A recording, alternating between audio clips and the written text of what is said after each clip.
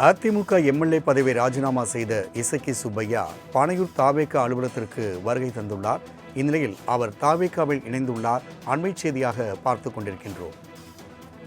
நேற்றைய தினம் எஸ்பி வேலுமணி ஆதரவு எம்எல்ஏக்கள் 3 பேர் விலகி தாவேகாவில் இணைந்த நிலையில் இன்று தனது பதவியை ராஜினாமா செய்த அம்பாசமுத்திரம் சட்டமன்ற உறுப்பினர் இசக்கி சுப்பையாவும் பொதுச் செயலாளர் ஆனந்த் முன்னிலையில் தன்னை தாவேகாவில் இணைத்துக் கொண்டுள்ளார். அண்மை செய்தியாக பார்த்து கொண்டிருக்கின்றோம்.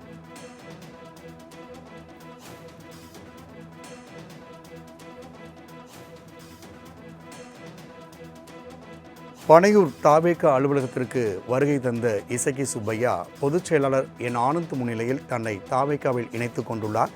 அண்மை செய்தியாக பார்த்து கொண்டிருக்கின்றோம். கூடுதல் விவரணை செய்தியாளர் நௌசாத் வழங்க கேட்கலாம். நௌசாத், அதிமுகவிலிருந்து விலகிய இசக்கி சுப்பையா தற்போது தாவேகாவில் இணைந்துள்ளார். கூடுதல் விவரங்கள்.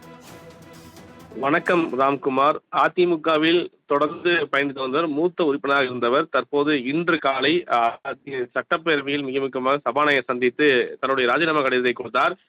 அதுக்கு அடுத்த நொடியே குறிப்பாக அப்போது அமைச்சர் ஆனந்தையும் சந்தித்தார், ஆதவஜன் மற்றும் செங்கோட்டையும் சந்தித்து வாழ்த்து பெற்ற நிலையில தற்போது பணியில் இருக்கக்கூடிய தாவேகா அலுவலகம் வந்திருக்கிறார். அவரை தாவேகாவுடைய பொதுச் செயலர் அமைச்சருமான என் ஆனந்த் அவரை வரவேற்றிருக்கார். இன்னும் தற்போது அதிகாரப்பூர்வமாக தன்னை தாவேகாவை எடுத்திருக்கிறார். மிக முக்கிய ஒன்றாக தொடர்ந்து அதிமுக 3 சட்டமன்ற உறுப்பினர்கள் தன்னை தாவேகாவை இணைத்துக் கொண்டார்கள். அதைத் தொடர்ந்து பணியாளர் சென்று அவர்கள் கட்சி இணைந்து பார்க்க முடிந்தது. முன்பாக புசி ஆனந்த் அவர்களையும் மற்றும் ஆதவ சந்தித்தார்கள். அதே போல இசக்கி சுப்பையாவிலும் இன்று சட்டப்பேரவை சபாநாயகர் சந்தித்து ராஜினாமா கடிதத்தை கொடுத்தார். அந்த ராஜினாமா கடிதம் கூட ஏற்கப்பட்டதாக சபாநாயகர் வெளியே வந்து பத்திரிகை சந்திப்பு தெரிவித்திருந்தார்.